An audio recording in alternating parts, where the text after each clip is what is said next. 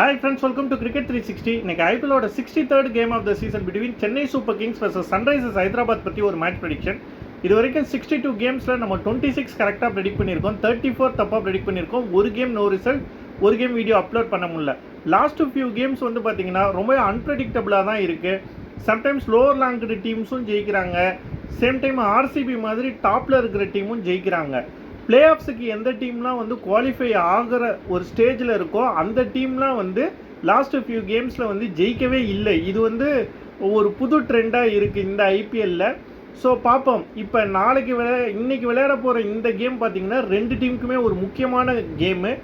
ஏன்னா ரெண்டு டீமுமே play of qualify ஆகிற கன்டென்ஷனில் இருக்காங்க. இந்த மேட்ச் எங்கே நடக்குதுன்னு பார்த்தீங்கன்னா சென்னையில் நடக்குது. சென்னை விக்கெட் பேசிக்கலி இப்போ ரீசெண்டாக ஃப்ளாட்டாக தான் கொண்டு வந்திருக்காங்க. பட் 200லாம் இங்கே நம்ம எதிர்பார்க்க முடியாது. ஒரு 180 to 200 எதிர்பார்க்கலாம்.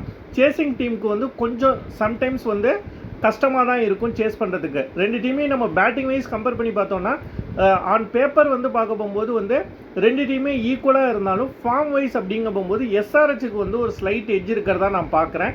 ஏன்னா சிஎஸ்கேவோட லோவர் ஆர்டர் வந்து அந்தளவுக்கு ஃபார்மில் இல்லை.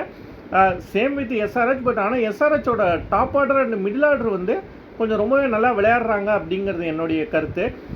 பவுலிங் வைஸ் பார்க்க போகும்போது ஆன் பேப்பர் வந்து ரெண்டு டீமுமே ரொம்ப வீக்காக தான் இருக்குது. ஃபார்ம் வைஸும் ரெண்டு டீமுக்கும் ஒரு பெரிய டிஃப்ரென்ஸ் கிடையாது, ஈக்குவலாக தான் இருக்காங்க அப்படிங்கிறது தான் என்னுடைய பார்வை. இந்த சீசன் எப்படி விளையாண்டுருக்காங்க ஃபார்ம் வைஸ் அப்படின்னு பார்க்க போகும்போது 16 பாயிண்ட்ஸோடு இருக்கிறாங்க வந்து எஸ்ஆர்ஹெச்.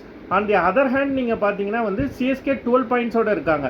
இந்த மேட்ச் வந்து ஜெயிக்கிற டீமுக்கு வந்து குவாலிஃபைங் சான்சஸ் வந்து 90 to 95% அதிகமாகிடுச்சுனே சொல்லலாம்.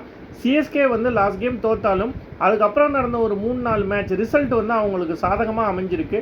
ஸோ இந்த மேட்ச் அவங்க ஜெயிச்சாங்கன்னா குவாலிஃபை ஆகிறதுக்கு நிறைய சான்சஸ் இருக்குது. ஸோ ஃபார்ம் வைஸும் வந்து ரெண்டு டீமுக்கும் ஒரு பெரிய டிஃப்ரென்ஸ் கிடையாது.